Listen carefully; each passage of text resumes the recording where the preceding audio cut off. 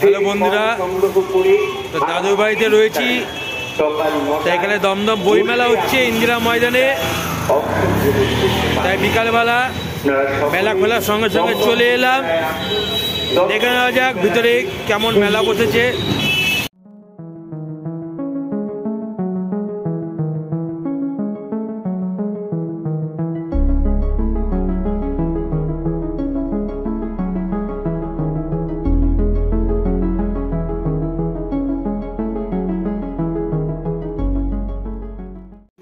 বন্ধুরা, দমদম বইমেলার ভিতরে এসে ঢুকলাম।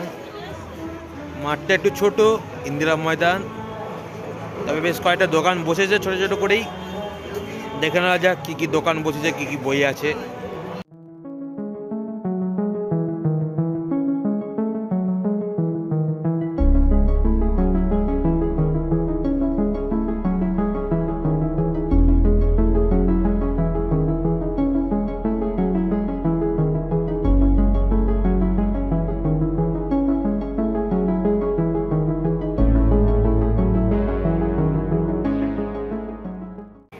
ঘোড়াটার ট্রাম পুরনো কলকাতার ঐতিহ্য ছিল,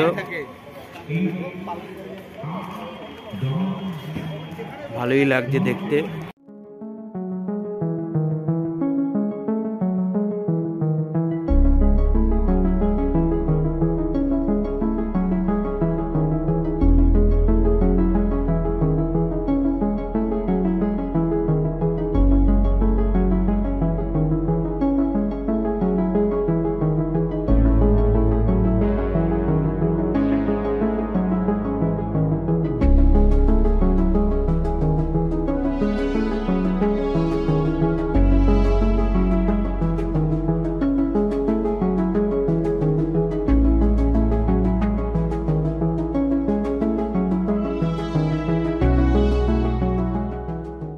অবশেষে ঘুরতে ঘুরতে আনন্দ পাবলিশার্সের দোকানের সামনে চলে এলাম।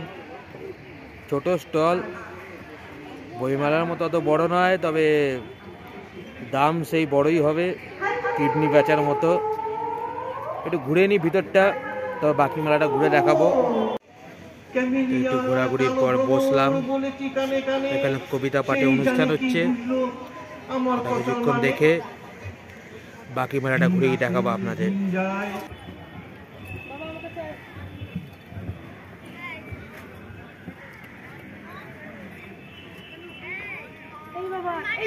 নমস্কার, শুভ সন্ধ্যা। দমদম বইমেলা কমিটির প্রত্যেকটি সদস্যবৃন্দকে আমার অন্তরের শুভেচ্ছা ও শুভকামনা জানাই। তার সঙ্গে বিসর্গের কর্ণধার আমাদের সকলের আদরের ভালোবাসার সোমা মুখোপাধ্যায়, ওকে আমার অন্তরের ভালোবাসা এবং স্নেহ জানাই। কবিতায় যাব। গতকাল যিশুর জন্মদিন গেল। যিশুকে নিয়ে একটি লেখা কবিতা আমার নিবেদন। মানুষ ঈশ্বর হবে, কবি অচিন্ত কুমার সেনগুপ্ত।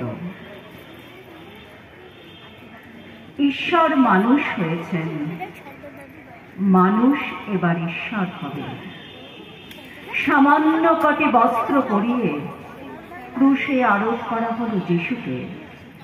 যে চারটে সৈন্য যিশুর তদারকি করছিল, তারা বসলো যিশুর পোশাক নিয়ে ভাগাভাগি করতে। কেউ নিল বহির্বাস, কেউ কোমরবন্ধ, কেউ পাগড়ি, কেউ জুতো। কিন্তু গায়ের জামাটা, সেটা কে নেবে? কি দারুণ জামাটা!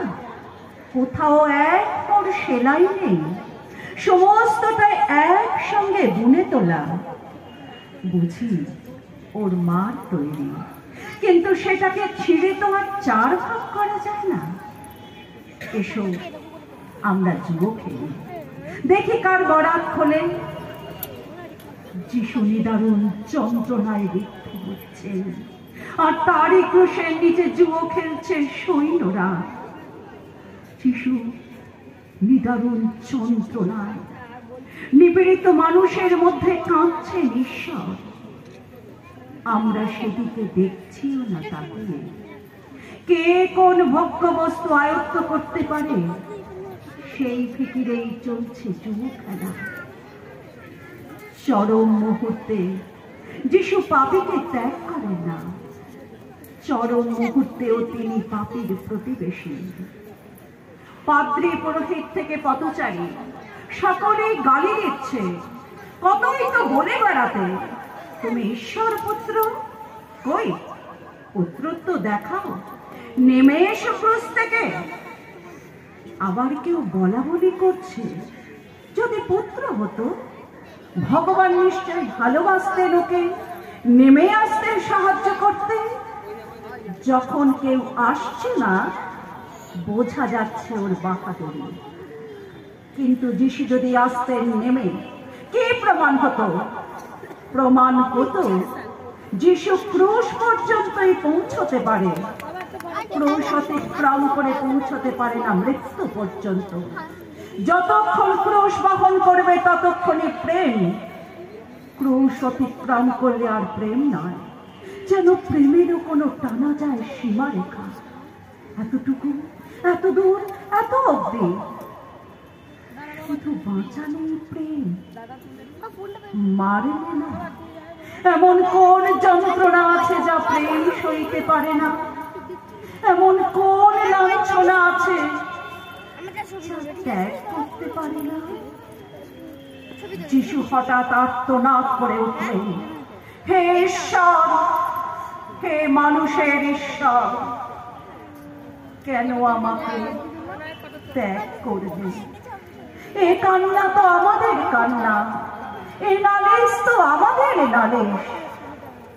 যিশু যদি হাসি মুখে, প্রসন্ন হাসি মুখে বিদায় নিতেন, আমাদের মনে হতো তিনি বুঝি আমাদের নন, ঈশ্বর হয়েও আমাদের ত্যাগ করে গেছেন।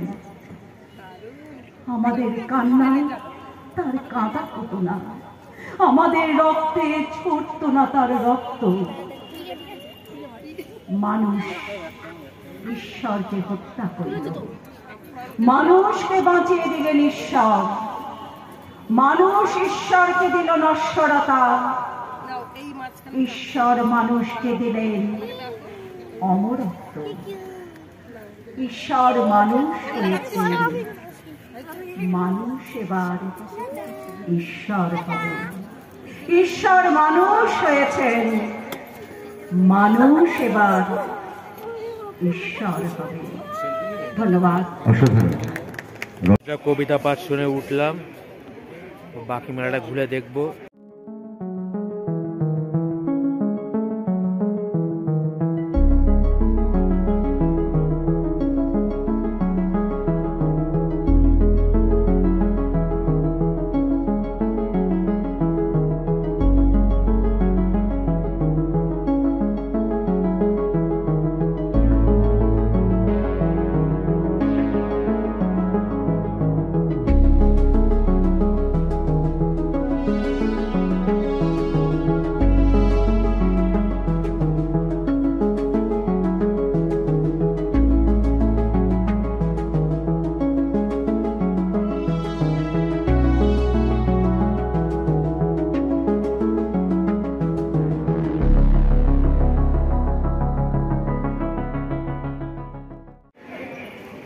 এখানে ভিক্টোরিয়া সহ নন্দন একাডেমির একটা মডেল তৈরি করা হয়েছে, তারই সাথে দুই মূর্তি শিল্পী দাঁড়িয়ে আছে একদম স্টিল ভাবে।